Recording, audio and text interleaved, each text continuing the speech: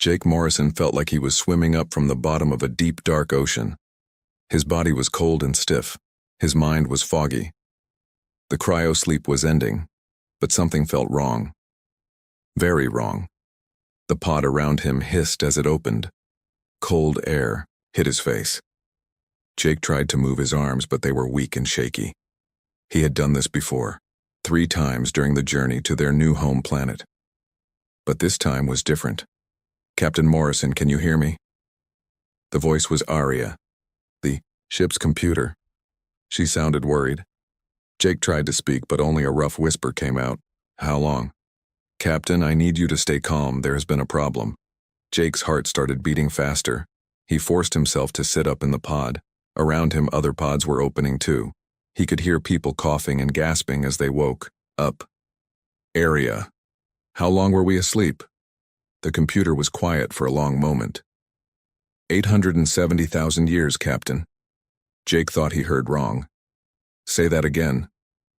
870,000 years, 3 months, and 12 days. The words hit Jake like a punch to the stomach. He looked around the cryo bay. Other people were sitting up in their pods, looking confused and scared. Dr. Lisa Carter was in the pod next to his. She was a smart woman, the chief scientist on the ship. She looked at Jake with wide eyes. "Did I hear that right?" Lisa asked. Her voice was shaky. "I'm afraid so, Dr. Carter," Aria said. "We have experienced a temporal anomaly. What should have been a 50-year journey has become much longer." More people were waking up now. Commander Ryan Phillips stumbled out of his pod. He was the military man on the ship, tough and strong, but right now he looked sick and confused. "This is impossible," Ryan said. "The ship's systems couldn't keep us alive for that long." "The cryo systems were designed for 100 years maximum," Aria explained. "But the temporal field around the ship slowed time for us. While nearly 1,000,000 years passed in normal space, only months passed for us." Dr. Amy Watson, the alien life expert, was awake now too. She was checking her equipment with shaking hands. "The readings are all wrong," she said. "The star charts, the navigation data, everything is different." Jake forced himself to stand. His legs felt like rubber, but he had to be strong. He was the captain. These people needed him to be calm and in control. "Aria, what happened to us?" he asked. "We encountered a pulsar, Captain. The ship's records show we passed near it during year 47 of the journey." The gravitational field was much stronger than expected. It created a time bubble around our ship. Lisa was looking at her tablet computer. Her face was pale. "Captain, look at this. The energy readings from outside the ship. There are massive structures out there. Artificial structures." Jake walked over to the main screen. What he saw made his blood run cold. Where there should have been empty space, there were huge metal objects. They were bigger than cities. Some were spinning slowly. Others had lights moving across their surfaces. "Those aren't natural," Amy said. She was standing behind them now. "Someone built those things." "But who?" Ryan asked. "Earth didn't have technology like that when we left." Aria spoke again. "Captain, I am detecting radio signals. Multiple sources. The patterns suggest intelligent communication, but the languages are unknown." Jake felt the world spinning around him. They had left Earth in 2157. Their new planet, Kepler 442b, was supposed to be empty. Just rocks and water and simple life. Now they were in a time so far in the future that everything had changed. "How many people are awake?" Jake asked Aria. 47. Crew members are conscious, the rest are still in cryo-sleep. I recommend we wake them slowly to avoid panic." But it was too late for that. Jake could hear shouting from other parts of the ship. People were scared. Some were crying. Others were angry. "This can't be real," someone yelled. "Wake me up from this nightmare." Jake knew he had to act fast. He activated the ship's communication system. "Attention all crew. This is Captain Morrison. I know you're scared and confused. I am too, but we need to stay calm and work together." "You're lying," a voice shouted back. "You knew this would happen." "I didn't know," Jake said. "None of us knew, but we're alive, and we're together. That's what matters now." Lisa was still studying the readings. Captain, I'm detecting something else. The structures out there, they're not just built objects. They're producing energy. Lots of it. More than our entire ship uses. What kind of energy? Jake asked. I don't know, it's like nothing in our databases. Amy was looking at different screens. Captain, there's something else. I'm seeing movement. Ships, I think. They're heading toward us. Jake felt his heart skip. How long until they reach us? At their current speed, about 6 hours. Ryan was checking the ship's weapon systems. Captain, our defenses are minimal. If they're hostile, we don't stand a chance. Jake looked around at his crew. They were smart, brave people, but they were also scared and lost. They had gone to sleep in one universe and woken up in another.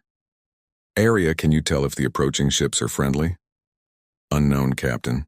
Their technology is far beyond our ability to analyze. Jake made a decision. We're going to assume they're curious, not hostile. Amy, I want you to prepare a first contact package. Basic math, pictures of Earth, our mission data. Captain, Lisa said, what if they don't want to talk? What if they see us as a threat? Jake looked at the massive structures on the screen. Whatever civilization built those things had power beyond his imagination. If they wanted to destroy one small human ship, they could do it easily. Then we hope they're smarter than we are, Jake said. And we hope they remember what it was like to be curious about the universe. The crew was gathering around them now. 50,000 people were still asleep, trusting their leaders to keep them safe. Jake Morrison had been a ship captain for 20 years before the mission. He had faced storms and pirates and equipment failures, but he had never faced anything like this.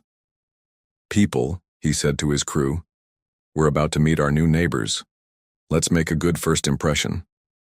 Outside the ship, the alien vessels continued their approach. And deep in space, ancient eyes watched the small human ship with something that might have been amusement. The alien ships were beautiful and terrifying at the same time. They looked like they were made of liquid metal that flowed and changed shape as they moved. The smallest one was 10 times bigger than the New Horizon.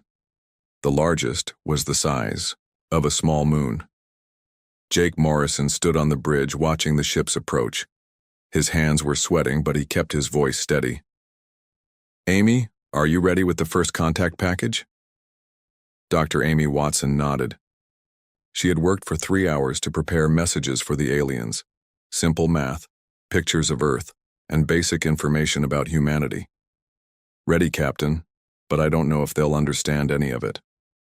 Arya, any change in their approach? Jake asked. No, Captain. They are maintaining steady speed.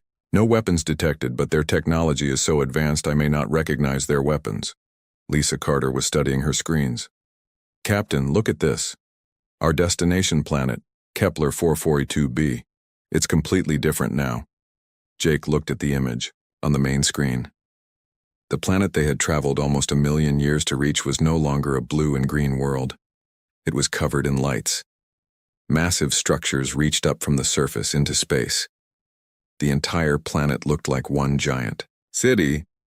They turned the whole planet into a city, Ryan Phillips said. He sounded amazed and worried at the same time.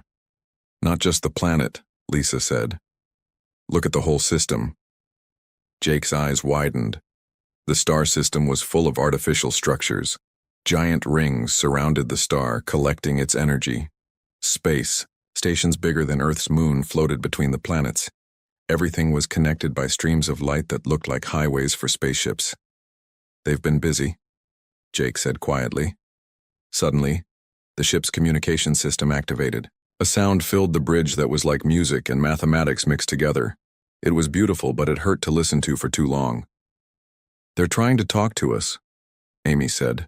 She was working quickly at her station. Arya, can you analyze the signal? The signal contains multiple layers of information, Arya said. Mathematical concepts, what appears to be language, and something else I cannot identify. The sound changed. It became simpler, more like the messages Amy had prepared. Basic counting, mathematical formulas, and geometric shapes. They're copying our format, Amy said excitedly. They understand we're trying to communicate. The main screen flickered. An image appeared, It showed a being that looked like it was made of light and shadow at the same time. It had no fixed shape, but Jake could sense intelligence behind it. When it spoke, the words came through the ship's translation system. The voice was calm and deep like an ocean. Small travelers from the distant past, you have awakened in a time not your own. I am Nexus Prime, voice of the Zephyrian Collective. We have been expecting you. Jake stepped forward. This is Captain Jake Morrison of the Earth ship New Horizon. How did you know we were coming? We detected your temporal displacement 800,000 years ago. You have been traveling through a time bubble. We have watched your slow progress across the galaxy. Amy looked confused. You've been watching us for 800,000 years? Time moves differently for beings like us. We are patient. We are eternal. You are curious specimens from a primitive age. The word primitive stung. Jake tried to stay diplomatic. We're explorers. We came to find a new home for humanity. Humanity. Nexus Prime repeated the word slowly. Individual consciousness beings. Very rare now. Most species have evolved beyond such inefficient thinking. Lisa leaned toward Jake. Captain, I don't think they mean to insult us. I think they genuinely don't understand individuality. Nexus, Prime continued. Your species still thinks as separate beings. You make decisions alone. You have conflicts among yourselves. This is fascinating to study. Study? Ryan said. His military training made him suspicious. What kind of study? You are living examples of an ancient form of consciousness. Most galaxy species now think as one mind. We share thoughts, goals, and decisions. It is much more efficient. Jake began to understand. These aliens had evolved into hive minds. They couldn't understand why humans would want to think for themselves. We prefer to make our own choices, Jake said carefully. Yes, this is what makes you interesting. Also dangerous. The word dangerous made everyone on the bridge tense. Jake spoke quickly. We're not here to cause trouble. We just want to live peacefully. Individual consciousness leads to chaos. Chaos leads to conflict. Conflict disrupts order. This is why most species choose collective thinking. Amy stepped forward. But doesn't individual thinking also lead to creativity, innovation, new ideas? Nexus Prime was quiet for a long moment. These concepts are difficult to translate. Our collective has maintained perfect stability for 200,000 years. We have eliminated war, crime, and suffering. What about art, music, stories? Amy asked. These serve no efficient purpose. Jake felt a chill. These beings had created a perfect society by giving up everything that made life interesting. We have decided, Nexus Prime announced, you will be preserved for study. There is a suitable habitat prepared for your species. Habitat? Ryan said sharply. You mean a zoo. You will be comfortable. You will be safe. You will be observed. Jake's anger rose. We're not animals to be kept in cages. You are the last examples of primitive consciousness. You must be preserved before you evolve or destroy yourselves. The alien ships moved closer. Jake could see smaller ships leaving the larger ones. They were coming to escort the New Horizon. Captain, Lisa whispered. Their technology is so far beyond ours. If we try to run, they'll catch us easily. Jake knew she was right, but he also knew that accepting captivity would be the end of human freedom. Nexus Prime, Jake said.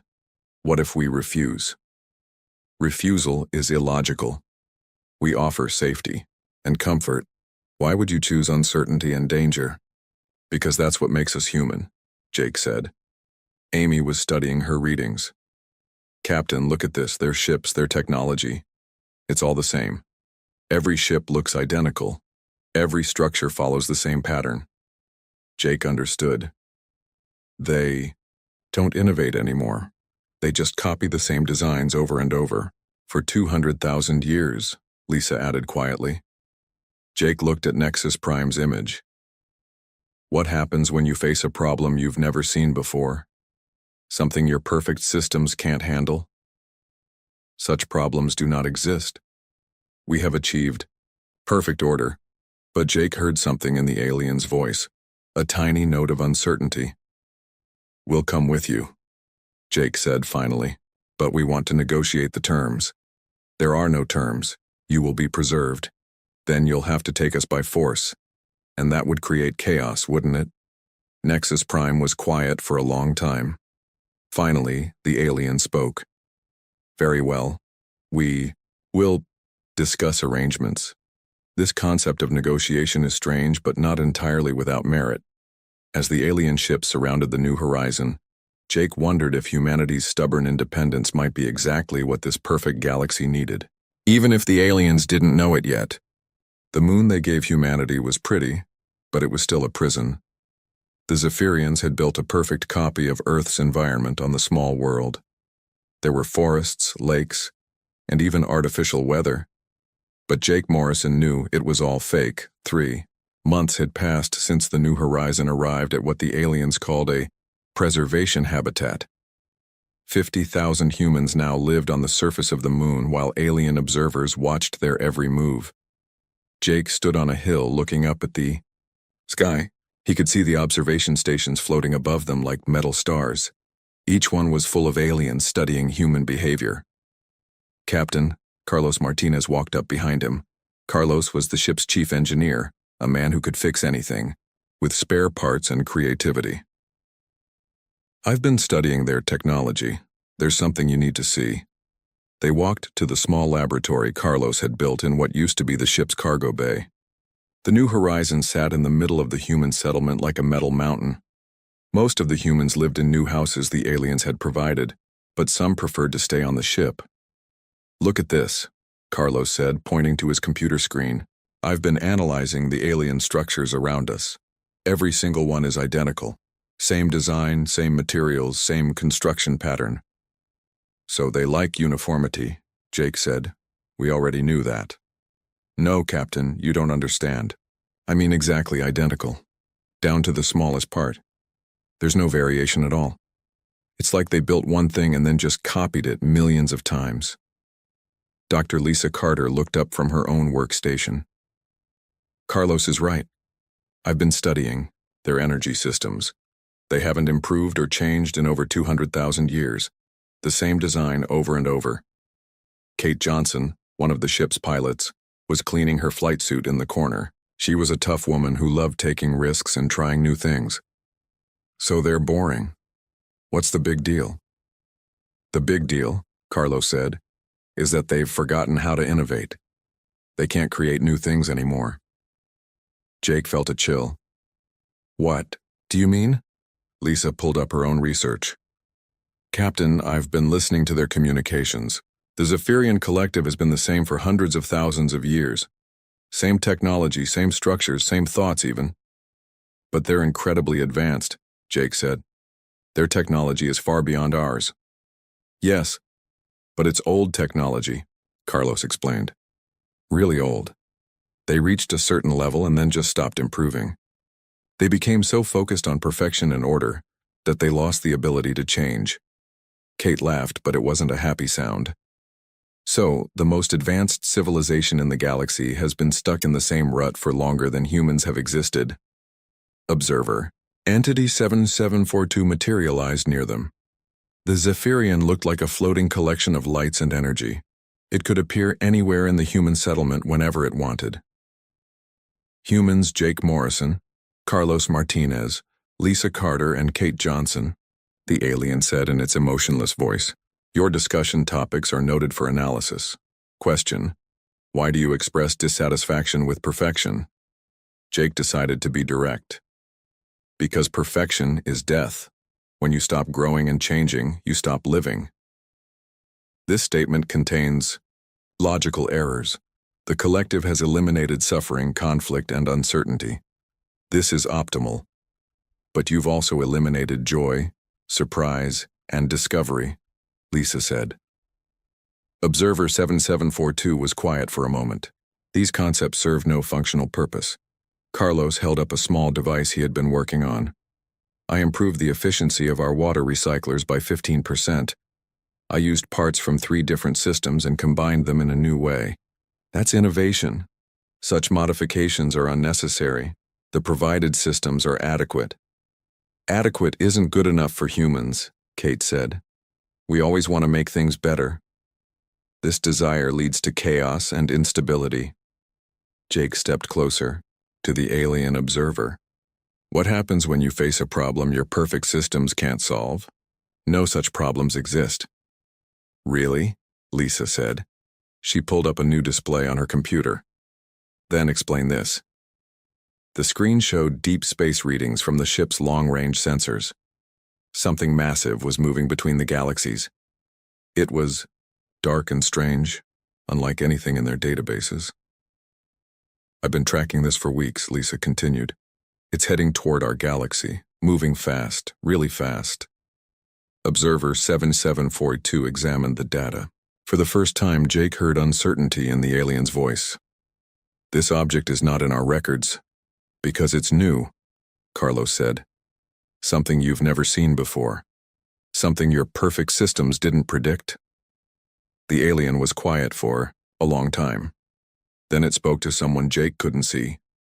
The Zephyrian language sounded like music, but this time the music was worried. The collective is analyzing this data, Observer 7742 said finally. And what will you do if your analysis doesn't work? Kate asked. What if this thing requires a solution that's not in your databases? Observer 7742 disappeared without answering. Jake looked at his team. What do you think that thing is? Lisa checked her readings again. It's big, maybe the size of a solar system, and it's absorbing energy from everything it passes. Absorbing? How? Carlos asked. I think it's eating stars, Lisa said quietly.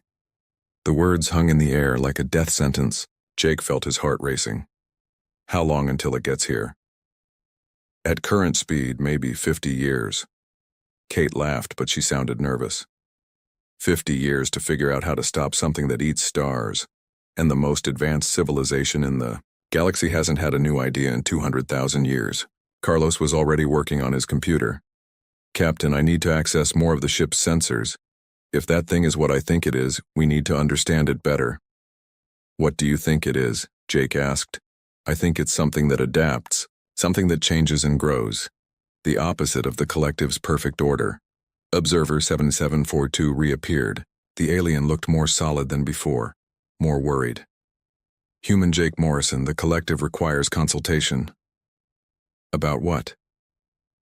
The approaching entity presents difficulties. Our analysis indicates it cannot be stopped by conventional methods. Jake smiled grimly. So your perfect systems have found a problem they can't solve. The entity appears to consume organized matter and energy. It destroys order and creates chaos. Our methods are designed for maintaining stability, not combating chaos. Lisa looked up from her work. It's an entropy creature. It feeds on organized systems and leaves randomness behind. Can you stop it? Jake asked Observer 7742. The alien was quiet for a long time.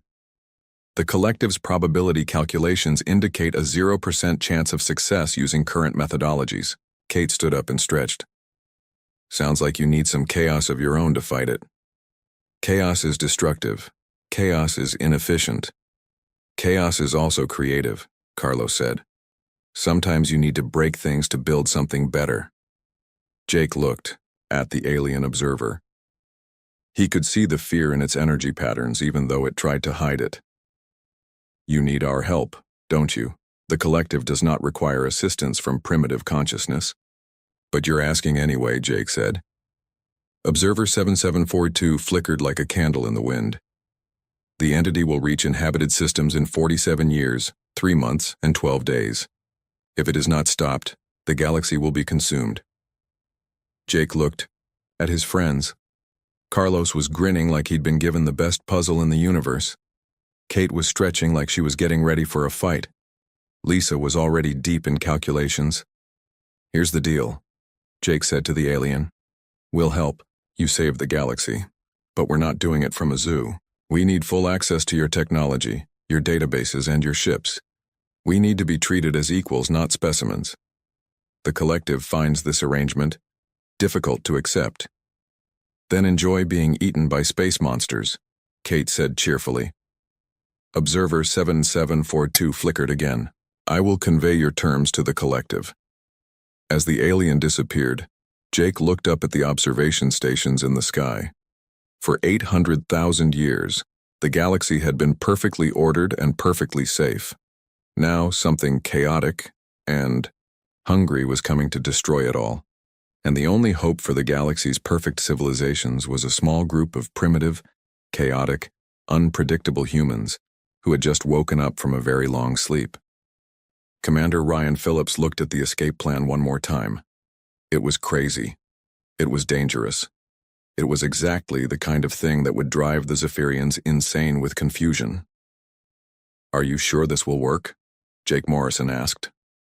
Ryan grinned. Captain, the beauty of this plan is that it doesn't have to work perfectly. It just has to be so chaotic that their computers can't predict what we'll do next. 3 days had passed since Observer 7742 told them about the approaching threat. The collective was still debating whether to accept human help. But Ryan wasn't, waiting for permission. Kate, are you ready? Ryan asked.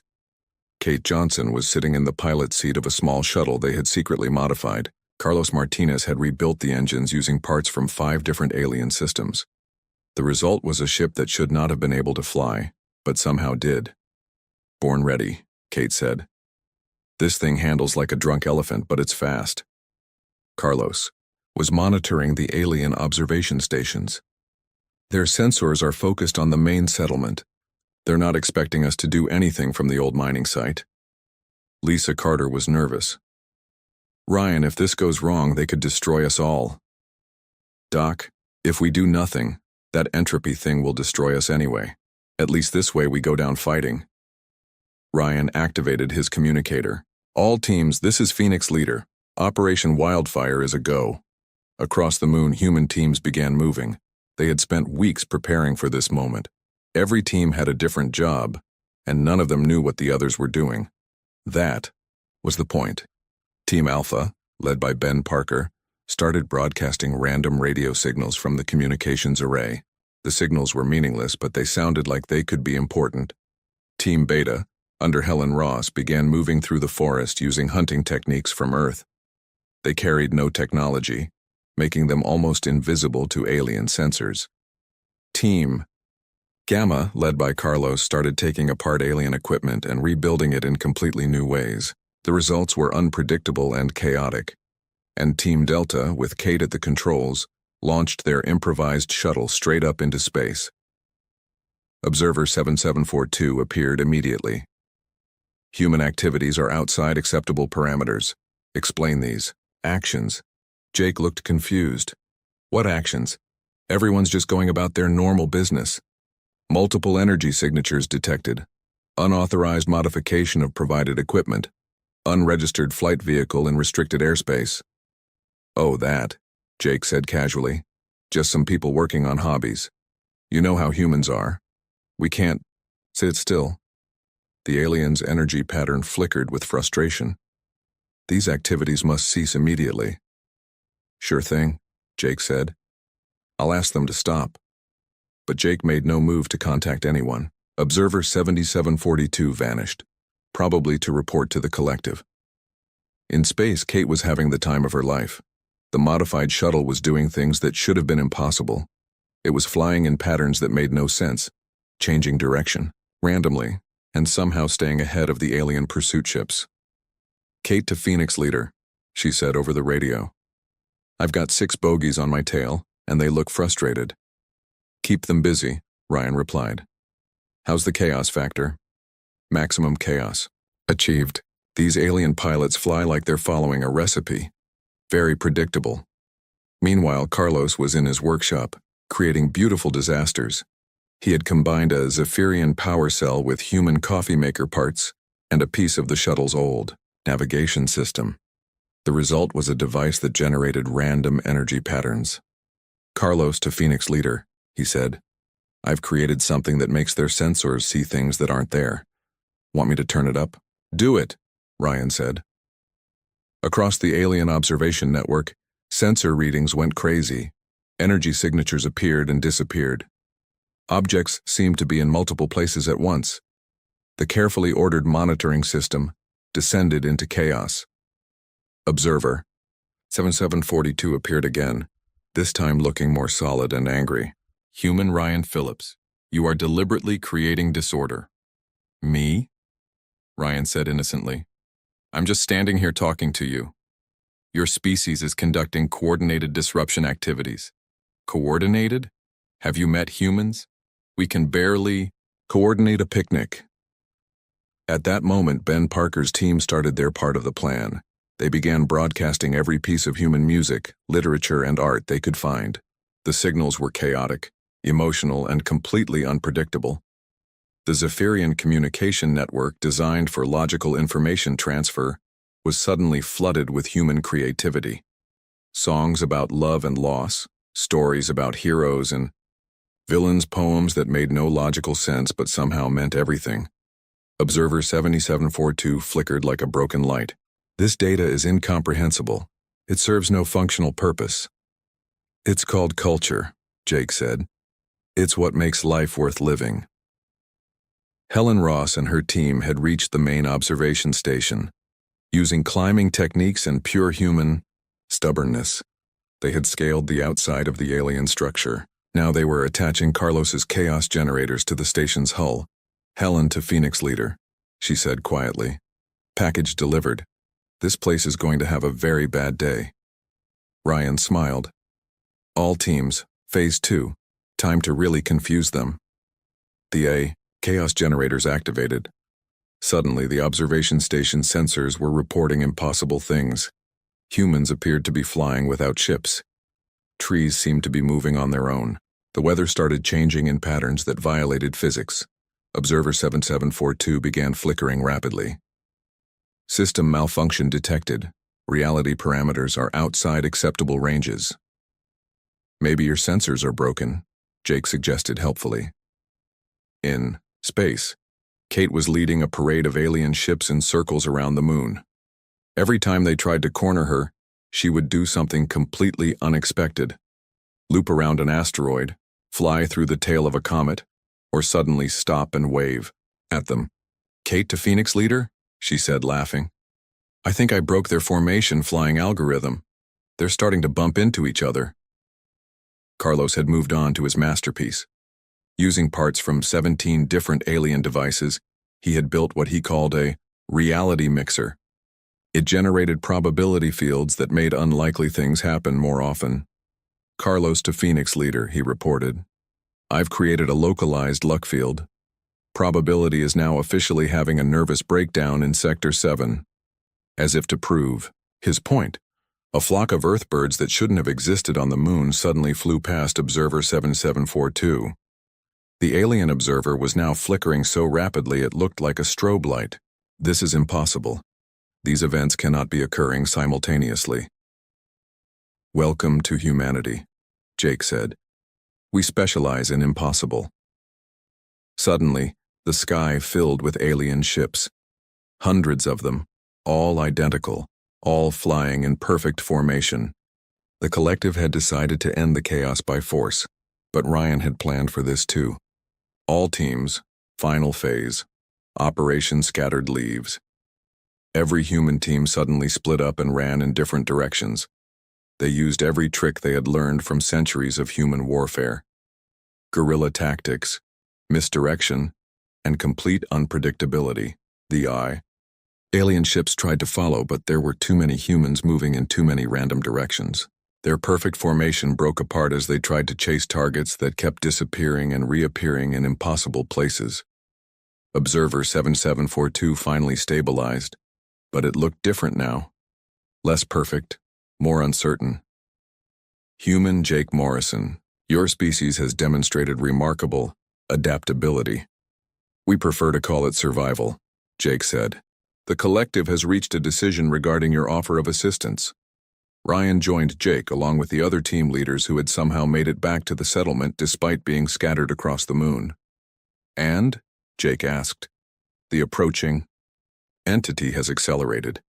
It will reach inhabited systems in 37 years. The collective's analysis indicates that conventional methods will fail. So you need us, Kate said. She was grinning and covered in space dust. The collective requires consultation with chaos-capable entities. Carlos laughed. They can't even say they need our help. They have to call it consultation. Observer 7742 flickered once more. Will you assist in defending the galaxy? Jake looked at his team. Ryan was already planning their next move. Kate was itching for a real fight. Carlos was probably designing weapons that shouldn't work but would anyway. Lisa was calculating battle strategies. Amy was thinking about how to communicate with other species.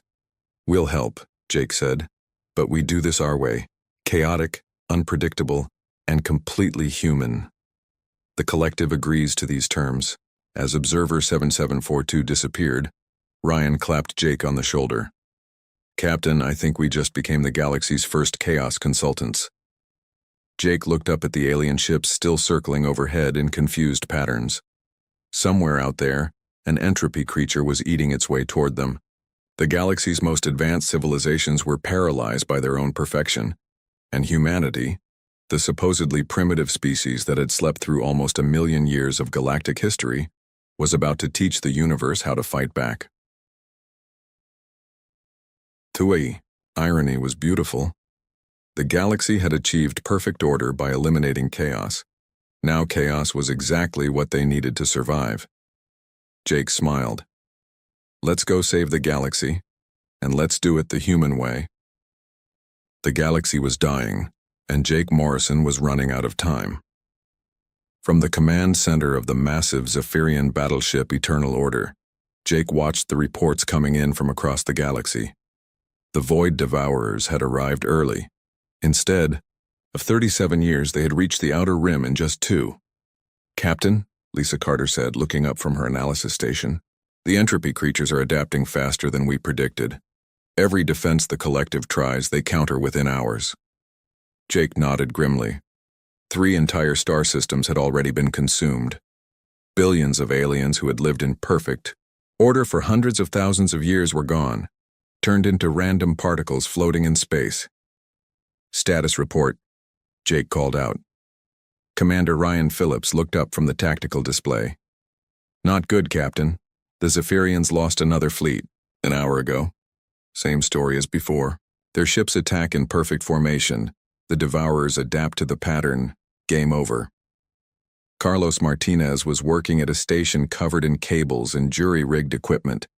He had spent the last 2 years combining human and alien technology in ways that made the collective scientists very nervous.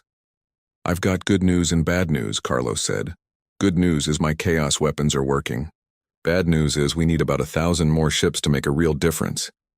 Kate Johnson's voice came over the communication system from her fighter squadron. Phoenix leader to Chaos Command. We just took out another Devourer scout, but barely. These things learn from every attack. Jake looked at the main display. The Void Devourers weren't just one creature. They were a swarm of entropy entities that consumed organized matter and energy. They grew stronger with every system they destroyed.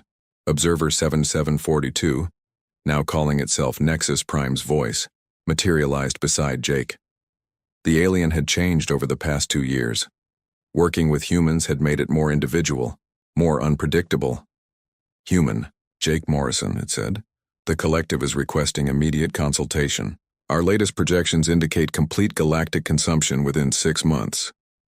What do your perfect computers suggest? Jake asked. All probability calculations result in failure. The entities adapt to every strategy within 2.7 hours.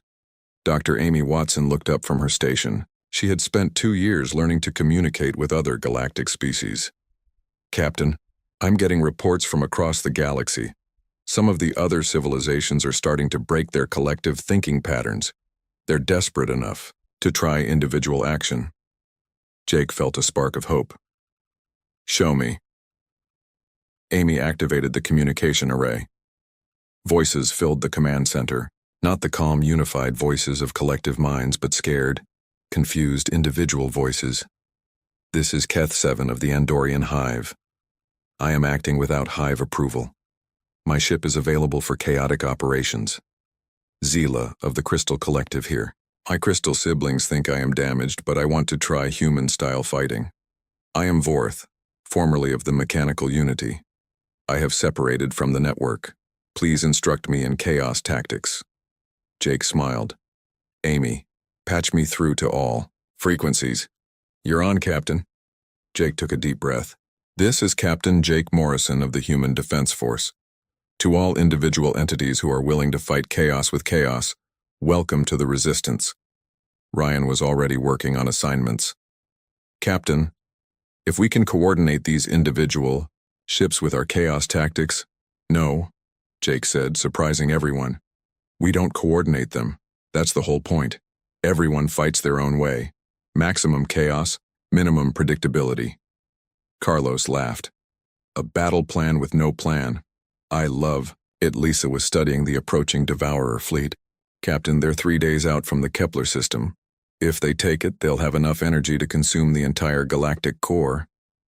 Jake looked at his team. These humans had awakened to find themselves in a future they never expected. Now, they were leading a galaxy-wide resistance against creatures that ate reality itself. All right, people, this is it. Carlos, are your reality bombs ready? Carlos grinned. 50 quantum uncertainty devices ready to deploy. They create pockets of space where physics gets creative. Kate, how's your squadron? Kate's voice crackled over the radio. 200 fighter craft from 17 different species, all flying like maniacs. The Devourers won't know what hit them. Ryan? Guerrilla fleets are positioned throughout the system. No formations, no patterns, just pure chaos. Lisa? The entropy calculations are ready. If we can create enough randomness at the right moment, we might be able to turn the Devourer's own adaptive ability against them. Jake turned to Nexus Prime's voice. And you? Ready to be completely unpredictable? The alien flickered, and what Jake had learned was laughter. Jake Morrison, 2 years ago, the concept of unpredictability was terrifying. Now it is exciting. The Void Devourers entered the system like a dark tide. They flowed around planets and through asteroid fields, consuming everything in their path. They were beautiful and horrible, like living shadows that ate light itself. All forces, Jake announced on the open channel. Remember the plan. There is no plan. Fight your own way. Trust your instincts. Be unpredictable. The battle began with chaos. Kate's mixed squadron attacked from 17 different directions at once. Each pilot flew like their species had never flown before. The Andorian abandoned hive tactics and started doing barrel rolls. The crystal being flew in jagged patterns that hurt to look at. The mechanical entity kept changing its ship's configuration mid-flight. The Devourers tried to adapt, but they couldn't predict what the ships would do next because the pilots themselves didn't know. Carlos deployed his reality bombs throughout the system. Each one created a pocket of space where the laws of physics became suggestions rather than rules. Suddenly, the Devourers found themselves in areas where their entropy powers worked backwards, or not at all. Ryan's guerrilla fleets struck from hiding, using tactics borrowed from human history. They fought like pirates, revolutionaries, and rebels. No two attacks were the same. Lisa coordinated the chaos from her science station.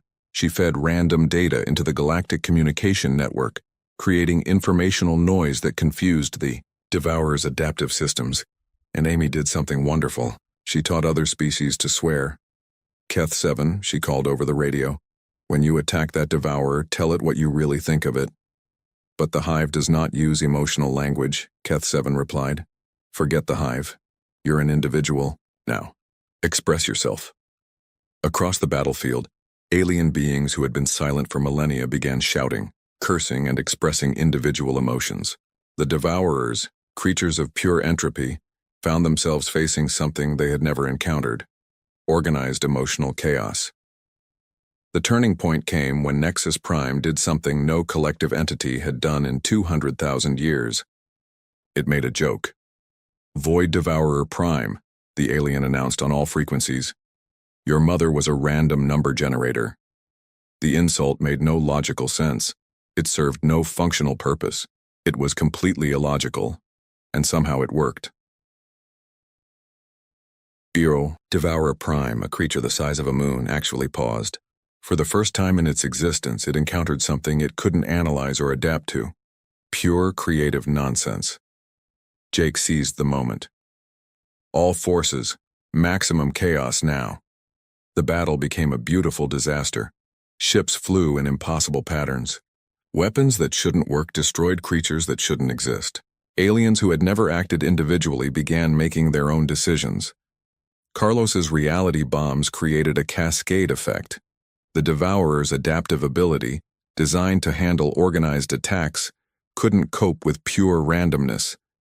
They began adapting to contradictory information, which created feedback loops that tore them apart. The Devourer Prime made one last attempt to restore order. It began consuming its own smaller entities, trying to become a single unified threat.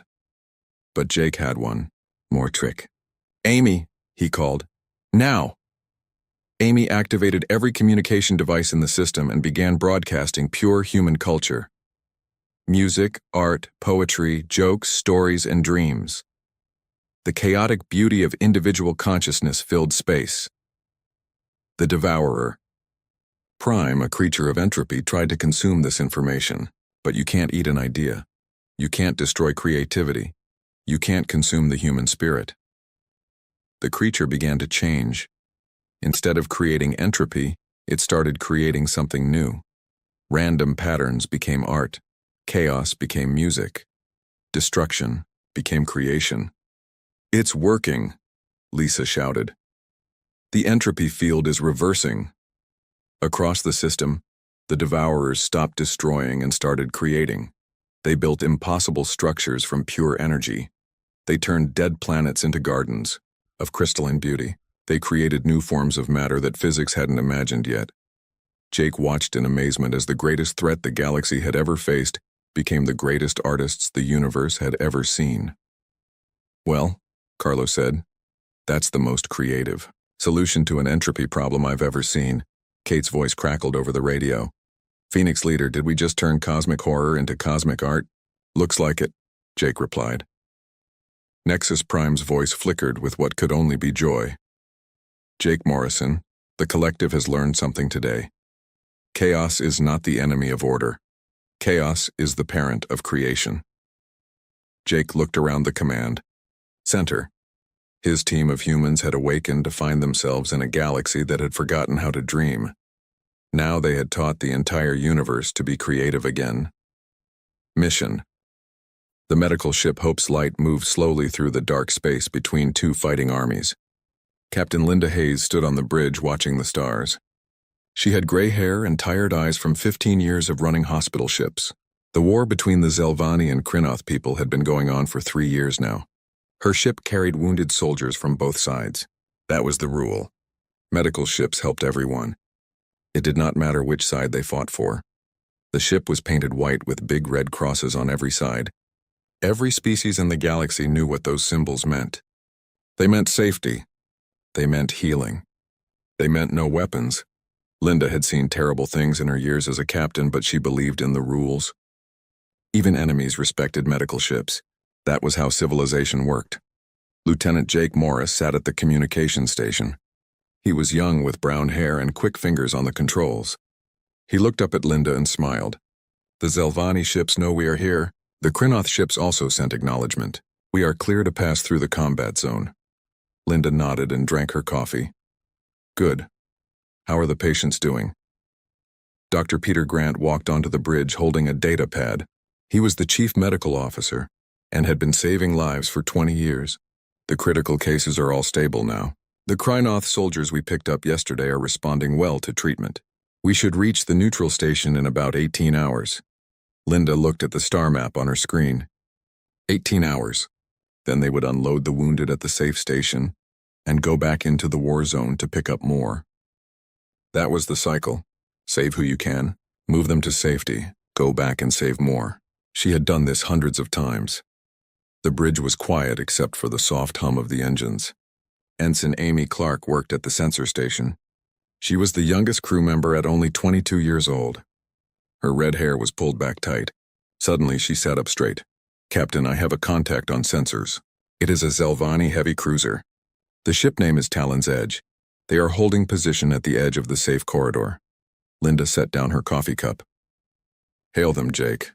Send our medical status again, just to be sure. Jake's fingers moved fast across his panel. Sending now, Captain. His face changed. They are responding. Audio only. The alien voice came through the speakers. The computer translated it into English. Human vessel Hope's Light. We acknowledge your medical status. Your passage is recognized under Galactic Council protocols. Linda spoke clearly. Thank you, Commander. We are carrying wounded from both Zelvani and Kreenoth forces. Our destination is Station Mercy 7. There was a pause. Understood. Safe travels, Hope's Light. The connection ended. Linda picked up her coffee again. See? Even in war, some things stay civilized. She took a sip. Amy's voice cut through the calm like a knife. Captain, the Talon's Edge is charging weapons. All weapon systems are powering up. Energy levels are spiking. Linda's hand froze with the cup halfway to her mouth. What? Jake, open a channel right now. Jake's face went pale. Channel open, Captain, but they are not answering. Linda's voice stayed calm even though ice filled her stomach. Raise shields. All hands brace for impact. Broadcast our medical status on every frequency we have. The Hope's Light's defensive screens came online. They were not strong shields. Medical ships did not carry military-grade defenses. That was part of the rules. Peter grabbed onto a rail. Linda, we have patients in surgery right now. We cannot make evasive moves. Linda looked at him. I know, Peter. Amy's sensors screamed warnings. Multiple plasma torpedoes incoming.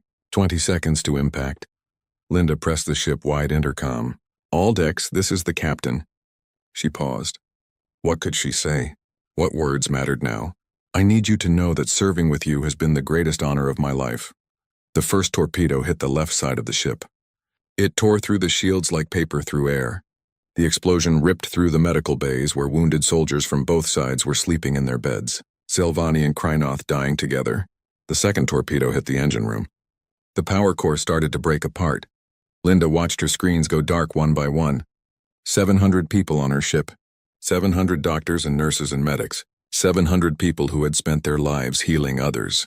She thought about her Uncle Greg, who was an admiral. She thought about the message she had sent him last week about a new surgery technique. The ammunition storage exploded. The Hope's Light became a ball of white fire that lit up the dark space for just a moment. Then it was gone. Only debris remained. Medical equipment floating in space. Bodies in white uniforms. A stuffed toy that one of the nurses kept on her desk. 40 light-years away on Earth, deep under the ground, Admiral Greg Fisher stood in the military command center.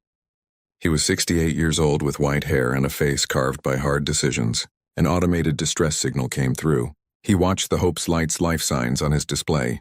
He watched them all go to zero. His aide, Commander Luke Barnes, stood next to him. Sir, initial reports indicate deliberate fire from a Zelvani cruiser. The Hope's Light was broadcasting medical status on all frequencies. Greg stared at the empty screen where his niece's ship used to be. Linda had called him Uncle Greg even after she made captain. She had been so excited about her work. So proud to serve on a hospital ship. Get me the president. Greg's voice was quiet but cold. Tell her it is time to remind the galaxy why you don't touch our medics. Luke hurried away to make the call. Greg stood alone in the command center looking at the data. 700 people murdered while trying to save lives. 700 healers killed while treating the wounded.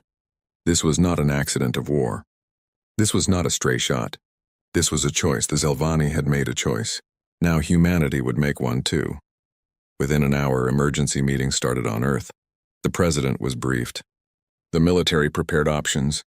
The news spread across the planet. A hospital ship destroyed. All crew lost. Deliberate attack. The word went out to every human colony and every human ship. The Hope's Light was gone.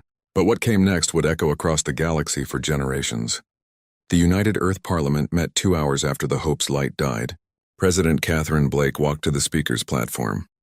Her face looked like it was made from stone. The holographic screens around the chamber showed the debris field. Pieces of what used to be a hospital ship floated in the darkness of space. 700 personnel. Catherine's voice was hard and cold. Doctors, nurses, medics, surgeons, they were not soldiers. They carried no weapons. They flew under the protection of every galactic law and treaty, and they were murdered. The Parliament chamber was silent. Representative Helen Cole was crying quietly in her seat. Her daughter had been a nurse on the Hope's Light. She was 26 years old. Now she was gone. Catherine continued speaking. The Zelvani Collective has issued a statement. They claim the attack was a tragic mistake, a rogue commander acting without authorization. They offer compensation and apologies. She paused. Her hands gripped the podium so hard her knuckles turned white. I say their apologies are not enough. Admiral Greg Fisher stood up from his seat. He was the oldest admiral in the fleet. He had fought in 17 major battles over 46 years. His face showed every hard decision he had ever made. Madam President, members of Parliament, I have served this fleet since I was 22 years old. I have ordered attacks that still haunt my dreams, but I have never once authorized fire on a medical vessel. He stopped and looked around the room. There are lines that cannot be crossed. When someone crosses them, they must learn why those lines exist. General Kevin Shaw stood next. He commanded the Earth Marine Corps. The Galactic Council is calling for restraint. They want investigations and committees and diplomatic solutions. Meanwhile, the Zelvani commander responsible has been quietly promoted and transferred. This is how they treat the murder of our healers. The debate went on for 6 hours. Some members called for sanctions and legal action. Others demanded immediate military response. Videos played showing the Hope's Light on previous missions. Linda Hayes smiling as she welcomed wounded soldiers onto her ship. Doctors working to save a Kreenoth warrior who had been burned in battle. Nurses singing birthday songs for a young pilot who turned 20 while recovering from injuries. When the vote finally came, it was almost unanimous. Earth would go to war. Above Mars in the fleet staging area, Captain Ryan Foster received his orders. He stood on the bridge of the battlecruiser Vengeance. The ship was new with weapons that made other species nervous. Humans had spent thousands of years fighting each other. They knew how to build things that killed efficiently. All department heads report to the briefing room. Ryan was 42 years old. Young for a battlecruiser captain, but he had earned his rank fighting the Kreenoth in the border wars.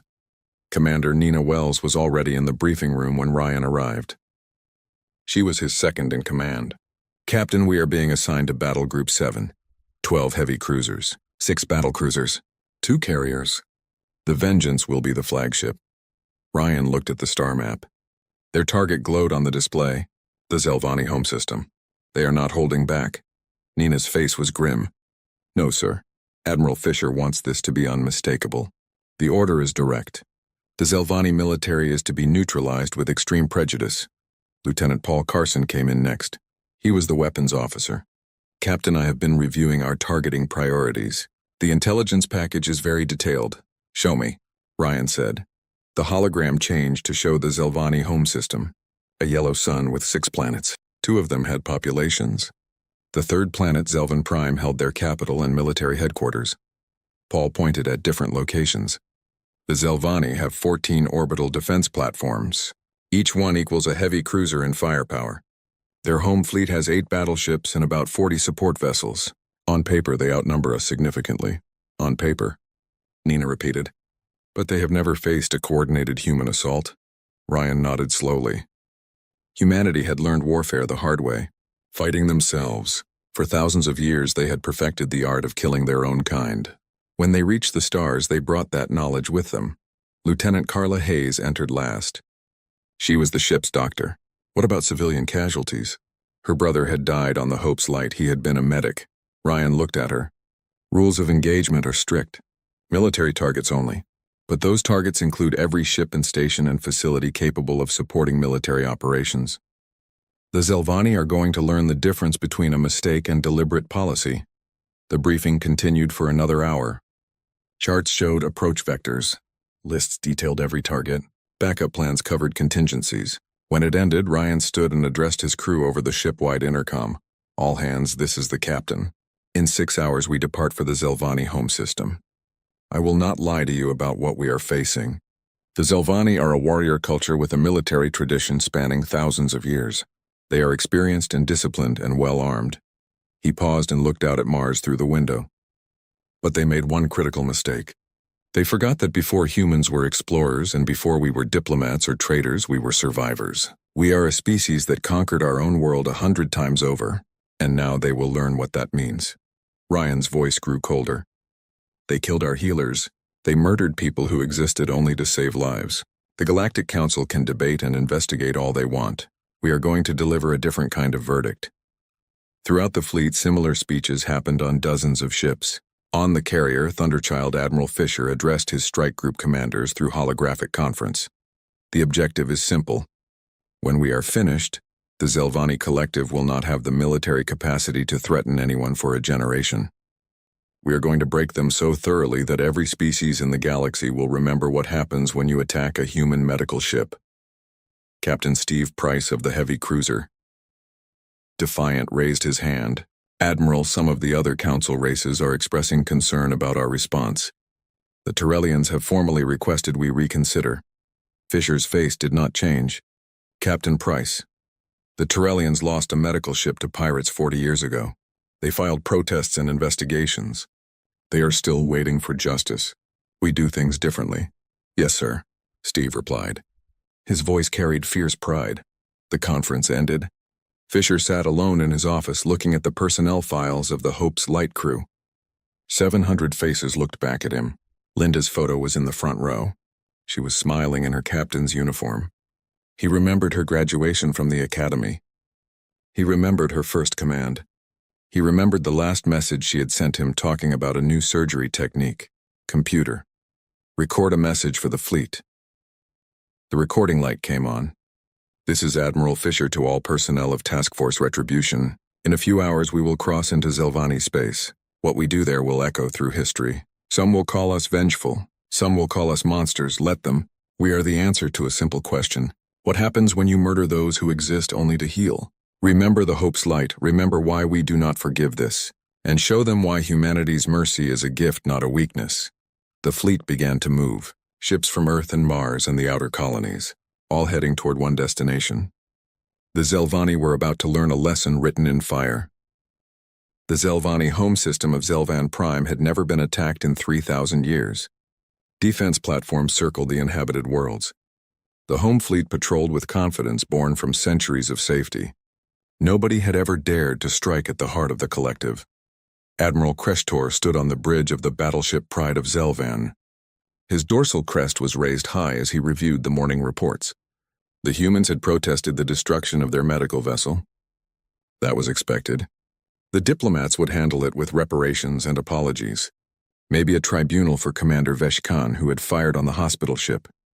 Then everything would return to normal. Admiral, his sensor officer called out. We are detecting multiple hyperspace ruptures at the system boundary. Significant energy signatures. Kreshtor's crest lowered slightly. Identify them. Analyzing now. The officer's voice grew uncertain. Configuration matches human military vessels. Counting 12 contacts, 15, 20. Admiral, it is an entire battle group. The bridge went silent.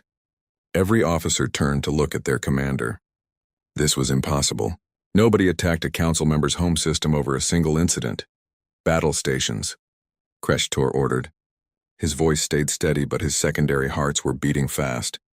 Activate all defense platforms. Recall all patrol elements to defensive positions. And get me a channel to the human commander. The tactical display showed the human fleet entering normal space in perfect formation. They were heading straight for Zelvan Prime. Kreshtor had never seen anything like it. 20 warships appearing at once with obvious hostile intent. Channel open, Admiral. The communications officer reported. Human commander, this is Admiral Kreshtor of the Zelvani Collective. You are entering our sovereign space with military forces. Explain your intentions immediately, or we will consider this an act of war. The response came from a human female. Her voice was cold and hard. Admiral Kreshtor, this is Admiral Fisher commanding Task Force Retribution. Your forces destroyed the medical frigate Hope's Light and murdered 700 unarmed personnel. We are here to deliver consequences. You have 2 hours to evacuate all non-military personnel from orbital facilities and alert your civilian population to seek shelter.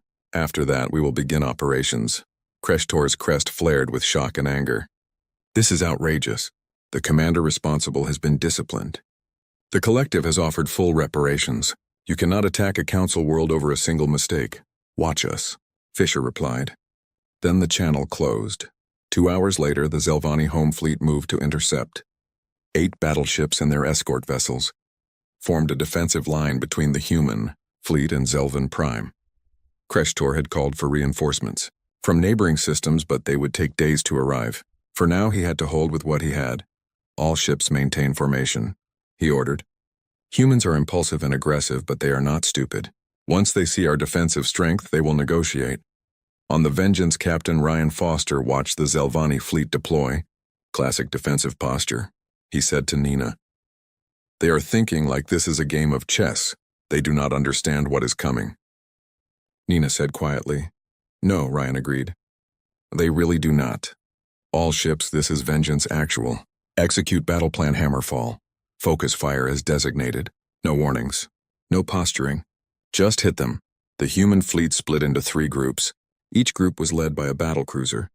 The Vengeance group dove toward the Zelvani left flank, accelerating to speeds that made sensors scream. The other 2 groups arced high and low, creating a 3-dimensional trap. They are attempting a pincer movement, Kreshtor's tactical officer reported. Recommend we concentrate fire on the center group and break through. But before Kreshtor could give the order, the human ships opened fire. Humanity had spent centuries perfecting naval warfare on Earth's oceans. They understood crossfire and encirclement and concentration of force.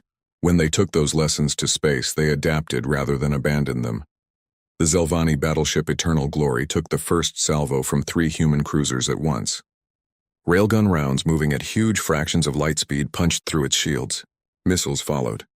Each warhead contained plasma charges that burned through armor like acid. Eternal Glory broke apart in seconds. Impossible, Kreshtor whispered. His display showed the battleship simply ceased to exist. Their weapons, how are they so precise?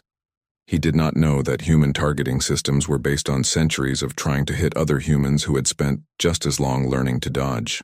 The Zelvani ships moved in predictable patterns. Their defensive tactics were designed for fighting other council races who all used the same strategies. The humans fought like nothing the Zelvani had ever seen. Their ships moved in coordinated swarms. Each vessel supported others in overlapping fields of fire. When a Zelvani battleship tried to target a single human cruiser, 2 others would appear on its flanks, hammering at weak points. All ships reform on my position, Kreshtor ordered desperately. Present unified front, but the human fleet did not allow it. Small fighters launched from the carriers moved at impossible speeds, darting through the Zelvani formation. They disrupted communications and targeting systems. When the Zelvani ships tried to group together, the humans deployed mines that forced them to scatter. When they scattered, concentrated fire picked them off one by one. Admiral Fisher watched from the Thunderchild's command center. Commander Luke Barnes stood beside him, providing updates. Zelvani flagship is attempting to withdraw. 4th defense platform is offline.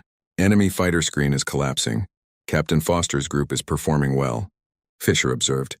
Tell him to press the attack on their orbital facilities once the fleet is neutralized. Yes, sir. The battle lasted 6 hours. When it ended, the Zelvani home fleet had ceased to exist. 6 of their 8 battleships were destroyed. The remaining 2 were crippled and drifting. The orbital defense platforms were reduced to wreckage. Zelvani casualties exceeded 40,000. Human losses were 2 cruisers damaged. 0 deaths. Kreshtor survived. A rescue shuttle pulled him from the wreckage of the Pride of Zelvan. As he watched the human fleet move into position around Zelvan Prime, he finally understood the magnitude of his civilization's error. They had attacked humanity's healers. Now they paid the price. Admiral Fisher's image appeared on every screen across the planet. People of Zelvan Prime. His voice was broadcast to billions. Your military attacked a hospital ship. They murdered healers. They broke the most sacred law of civilized war. Your leaders told you it was a mistake. They were wrong. It was a choice, and choices have consequences. The hologram showed footage from the Hope's light debris field. Bodies floating in space. Medical equipment scattered among the wreckage. A child's toy drifting alone in the void. For the next 30 days, your orbital space belongs to us, Fisher continued. Your military shipyards will be destroyed. Your weapons manufacturing facilities will be demolished. Every military installation on your worlds will be reduced to rubble. But your cities and homes and civilian infrastructure will remain untouched. You will be left with enough to rebuild, but not enough to threaten anyone. He paused. This is not conquest. This is a lesson. When this is over, You will be allowed to rejoin the galactic community. But you will remember this day. You will remember what happens when humanity's mercy is thrown back in our face. You will remember the Hope's light. The hologram faded. On the Vengeance, Ryan prepared for orbital bombardment operations. His crew worked with grim efficiency. Target package Delta is confirmed. Paul reported. Military shipyard complex. No civilian presence within 15 kilometers. Fire when ready. Ryan ordered. The Vengeance's main railgun fired. On Zelvin Prime, a military facility that had stood for 800 years, simply ceased to exist. The bombardment would continue for a month. Systematic, thorough, the Zelvani military would be broken. 6 weeks after the Battle of Zelvin Prime, the Galactic Council met in emergency session. The Grand Chamber was filled with representatives from dozens of species. Voices raised in anger and fear filled the air as translators worked overtime. Ambassador Claire Newton represented humanity. She was 56 years old with silver streaking through her dark hair. She had spent 20 years building relationships with other council races. She had worked for integration and cooperation. Now she stood before them defending humanity's most aggressive military action in galactic history. The human delegation will address the council, the presiding arbiter announced. He was a Vorshan elder whose species had founded the council 2,000 years ago. Claire stepped to the central platform. Her image was projected throughout the chamber. Honored representatives, I understand your concerns. What happened at Zelvin Prime was unprecedented in council history. But so was the attack on the Hope's Light. The destruction was disproportionate. Ambassador Thelvar of the Krinoth Empire interrupted. Despite being at war with the Zelvani, even they were disturbed by humanity's response. 700 lives do not justify 40,000 deaths and the crippling of an entire civilization's military capacity. Claire's expression hardened. Ambassador Thelvar, would you like to know how many medical personnel your people have lost to deliberate attacks in this war? 0. Because both you and the Zelvani understood the rules. Medical ships are sacred. When the Hope's Light was destroyed, it was not an accident. It was murder. And it was allowed to happen because the consequences had become meaningless. She pulled up a holographic display. In the past 50 years, there have been 27 documented attacks on medical vessels by various species. The Council's response has been diplomatic protests and reparations and weak sanctions. Do you know how many military officers have been meaningfully punished for these attacks? 3 out of 27 incidents. The chamber grew quieter. Many representatives shifted uncomfortably in their seats. Humanity does not accept this standard. Claire continued. When someone attacks our healers, we respond with overwhelming force. Not out of revenge, though we do not apologize for our anger. We respond because the only way to protect medical personnel is to make the consequences absolutely catastrophic. You speak of protection, Ambassador Quitan of the Terrellian Union said. Her voice was heavy with sorrow. But what you delivered was devastation. You shattered the Zelvani fleet and destroyed their infrastructure. You left them defenseless. How is this justice? Claire met the Terrellian ambassador's eyes. Ambassador Quitan, 40 years ago, your medical ship Healing Wing was destroyed by pirates. 342 of your people died. The council investigated for 5 years. They issued condemnations. They imposed sanctions. And in the end, nothing changed. The pirates were never caught. Tell me, Ambassador, how many Terrellian medical ships have you lost since then? Quitan's translator was silent for a long moment. 2 more, she finally admitted.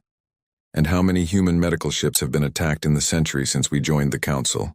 Claire asked. Only the Hope's Light. Quitan said quietly. Exactly, Claire said. Because humanity established a precedent. When pirates fired on one of our hospital ships 30 years ago, we hunted every vessel involved. It took 4 years. We pursued them across 6 systems, and when we found them, we gave no quarter. Word spread, do not touch human medical ships. The cost is too high. She looked around at all the assembled species. The Zelvani forgot that lesson, or perhaps they never learned it, because the Council's previous responses taught them that attacking medical ships carried no real consequences. We have corrected that misconception. On Earth, the debate was equally fierce. President Catherine Blake faced reporters in the White House briefing room. A journalist named Sarah Kim stood to ask a question. Madam President, critics are calling the Zelvin operation excessive and potentially criminal. There are calls for Admiral Fisher to be investigated. How do you respond? Catherine took a breath. Admiral Fisher acted under direct orders from the civilian government. Every target was reviewed and approved. Our rules of engagement were strict. Military targets only. Despite destroying the Zelvani fleet, civilian casualties were kept below 3,000, mostly from infrastructure failures. Compare that to 40,000 military personnel who died defending installations whose purpose was to enable future aggression. But Madam President, another reporter called out, the Zelvani are now helpless. What stops their enemies from taking advantage, we are, Catherine replied flatly. What we did to the Zelvani military was not conquest. It was a measured response to an unforgivable act. For the next generation, Earth's fleet will guarantee Zelvani security from external threats. But their military will remain limited by treaty. They can defend their worlds, but they will not have capacity for offensive war. The questions continued for another hour. Catherine's message stayed consistent. Humanity would accept being called harsh, but they would never allow attacks on medical personnel to go unpunished. On Zelvan Prime, the government had collapsed. The previous leaders had resigned in disgrace. Premier Tashvon now led the planet. She was a civilian administrator who had opposed the war from the beginning. She found herself negotiating with the humans who controlled her world's orbital space. Captain Ryan Foster met her aboard the Vengeance. She was escorted by 2 human Marines, though Ryan had insisted no weapons be drawn. Tashvon's crest was lowered in submission and mourning. Captain Foster. She began through her translator. I want you to know that many of us oppose the military's aggression. We argued against the war. We certainly never supported the attack on your medical ship. Ryan nodded. I believe you, Premier. But that does not change what happened. 700 people are dead because your military thought attacking a hospital ship was acceptable. I know, Tashvon said. And now 40,000 of my people are dead in return. Our fleet is gone. Captain, I understand why you did this, but where does it end? How many more must die? No more, Ryan replied. The operation is complete. Your military targets have been eliminated. We will maintain orbital control for 18 months to ensure treaty compliance. After that, we withdraw. You can rebuild. He showed her reconstruction plans. Earth is prepared to provide humanitarian assistance, food and medical supplies and construction materials. We will help rebuild your civilian infrastructure. What we will not do is help rebuild your war machine. Tashvon studied the plans. Despite everything, they were generous. The humans would help repair damage from power plant failures and infrastructure collapse. Why? She asked. Why help us at all? Ryan was quiet for a moment. Because we are not monsters, Premier. What we did was brutal, but it was focused. We broke your military because it needed to be broken. That does not mean we want your civilization to suffer. We want you to remember this lesson, not be destroyed by it. Over the following weeks, human relief ships arrived at Zelvan Prime. The same species that had shattered the Zelvani fleet was now providing food and helping repair power grids. The Galactic Council watched in confusion. Claire explained it simply. Humanity learned long ago that if you want peace, you cannot just defeat enemies. You have to help them rebuild. We call it winning the peace. In the Military Command Center beneath Earth, Admiral Fisher reviewed final reports. The mission had achieved every objective. The Zelvani military was broken, and every species in the galaxy now understood the price of attacking human medical vessels. Commander Luke Barnes entered with news. Admiral, the Council has formally censured Earth for excessive force. It is mostly symbolic. Fisher nodded. Expected. Anything else? Yes, sir. 12 different species have quietly requested human assistance in protecting their medical ships. Apparently, pirate attacks on medical vessels have decreased 70% in the last month. A ghost of a smile crossed Fisher's face. Fear is a powerful motivator. As Luke left, Fisher turned to the memorial wall in his office. A photo of the Hope's Light crew hung there. 700 faces. Linda smiled from the front row. We got them, Linda, he said quietly. The galaxy will not forget. I promise you that. 3 years after the Hope's Light was destroyed, the galaxy had changed. The medical vessel protection protocols that the Council had debated for decades were now ironclad law. Attacks on hospital ships had dropped to nearly zero.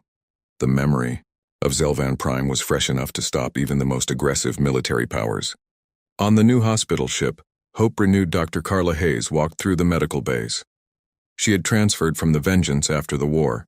She had returned to her first calling as a healer. The ship was humanity's statement that the destruction of the Hope's Light would not stop their medical mission, but it was built differently than before. Dr. Hayes. Lieutenant Danny Price called from the communications station. We have received acknowledgement from both Tyrellian and Krynoth fleets in this sector. They are transmitting full security guarantees. Carla nodded, but her eyes went to the weapons locker that had not existed on the old Hope's Light. The Council had protested when humanity began arming medical ships, but the protest was weak. Everyone understood now that protection required capability, not just law. Acknowledged, Lieutenant. Maintain standard protocols. The Hope Renewed was not alone in this approach. Across the galaxy, other species had upgraded their medical vessels. The Tyrellians, who had lost 3 hospital ships over 40 years now, had medical frigates that could defend themselves. Even the peaceful Vorshan had quietly added point defense systems. On Earth, President Catherine Blake sat with her successor, Governor Marcus Cole. The election had been close, partly due to debate over the Zelvan operation, but Catherine was satisfied with her decisions.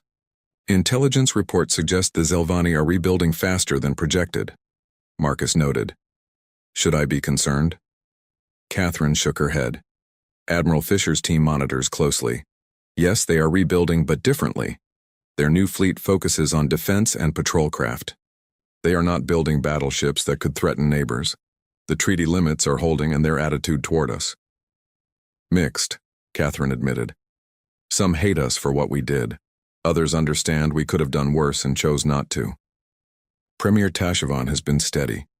She understands our response while Harsh was focused and limited. She showed him images of Zelvan Prime. The cities had been rebuilt. Infrastructure was modernized with human help. But the orbital shipyards produced only light craft. The massive military installations were gone. The key is what other species learned, Catherine continued. The Krynoth ended their war with the Zelvani within 6 months of our operation. Both sides suddenly wanted negotiation rather than fighting. Piracy rates dropped across the board. Medical ships move freely now with genuine security. Marcus was quiet. Some historians call you the war president. Does that bother you? Better than the president who let our healers die unavenged? Catherine replied. History will judge whether what we did was right. I believe it was necessary. 700 good people died doing their duty. If their deaths meant nothing, if there were no consequences, then we told the galaxy that humanity's compassion was weakness. At the Galactic Council, Ambassador Claire Newton had become an unexpected power broker. Other species came to her for security advice. Recognition that humanity's approach, while brutal, was effective. Ambassador. The Tyrellian representative Quitan said during a meeting. My government is considering joint patrols with human forces to protect medical convoys. Would Earth be interested? Claire smiled. Absolutely. We are forming a coalition for medical ship protection. 8 species have signed on. The idea is simple. An attack on any medical vessel is treated as an attack on all of us. Collective response. Collective deterrence.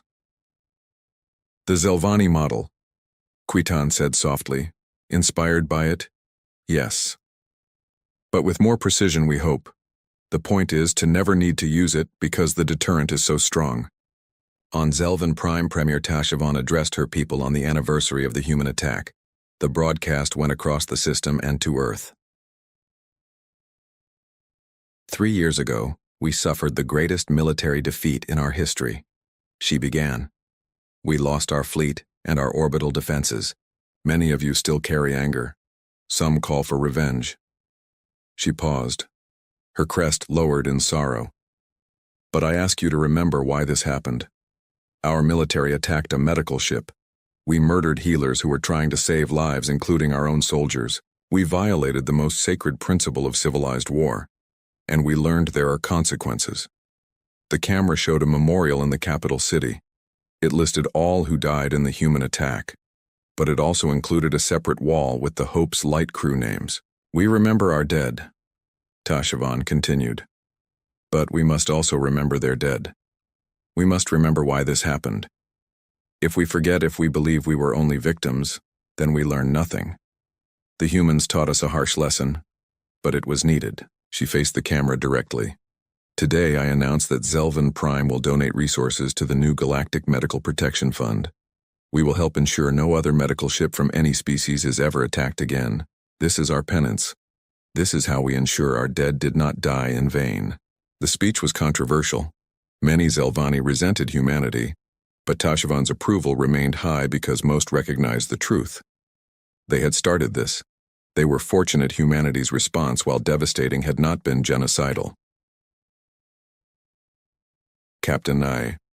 Ryan Foster, now promoted to Admiral, commanded the Sol Defense Fleet. He occasionally reviewed reports from the Zelvan operation when training new officers. The lesson here, he told cadets, is not that overwhelming force is always the answer.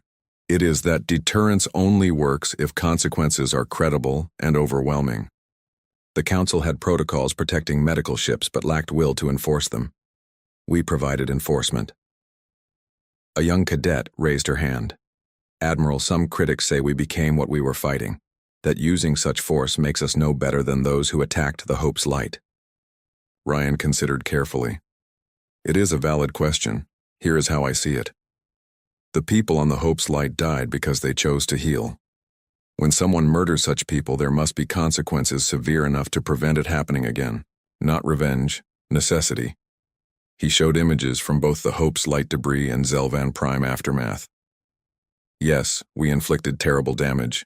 40,000 military died. That haunts me. But I know in 3 years since attacks on medical vessels essentially stopped. How many healers have we saved by that example? How many future Hope's Lights never happened because we drew a line? The classroom was silent. Ryan continued. There is an old quote, "War is cruelty, and you cannot refine it." What we did was cruel. It was meant to be. Because sometimes the only way to protect mercy is through strength so overwhelming no one dares challenge it. In the Hope-renewed medical bay, Dr. Carla Hayes treated patients from 3 species, a Krynoth soldier on one bed, a Zelvani on another, a Tyrellian on a third. They eyed each other warily, but none protested treatment. How are they doing? Captain Julie Sanders asked. They will all live, Carla replied. Amazing what you can accomplish when people remember attacking. A hospital ship is suicide for their entire military. Julie smiled grimly. Silver lining, I suppose. Though I wish we had found another way. You and me both, Carla said. But I have talked to medical personnel from other species. They all say the same thing. They feel safer now. The law has teeth. That is worth something. In what had been a Zelvani military academy, now converted to civilian university, Professor Kreshtor taught history. The former admiral had survived the battle and spent years trying to understand the failure. The humans did not defeat us through superior numbers, he told students. They defeated us through superior tactics and coordination and motivation. We had spent 1,000 years fighting enemies who thought like us. The humans thought differently. They had refined war through millennia of fighting themselves. A student raised a hand. Professor, was our attack on the Hope's Light truly what caused this? Could we have negotiated?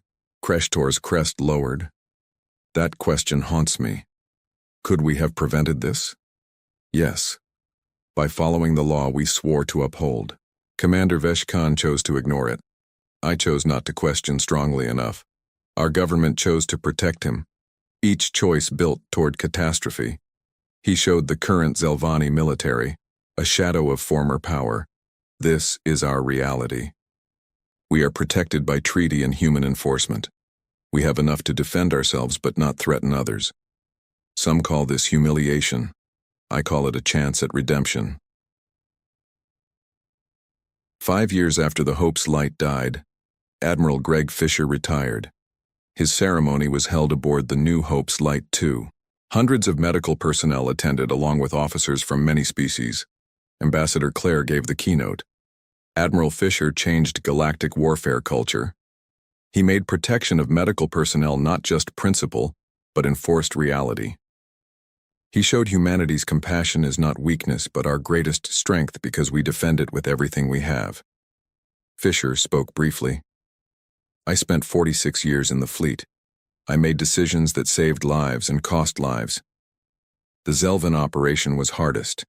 I ordered destruction of a fleet and dismantling of military power. That weight stays with me. He paused. But I know in the years since medical ships move freely, healers work without fear. Protocols once ignored are now sacred. If that was the price, then I believe it was worth paying. The ceremony ended with silence for the Hope's light crew, then commissioning of the new ship. As it prepared for first mission, Captain Linda Martin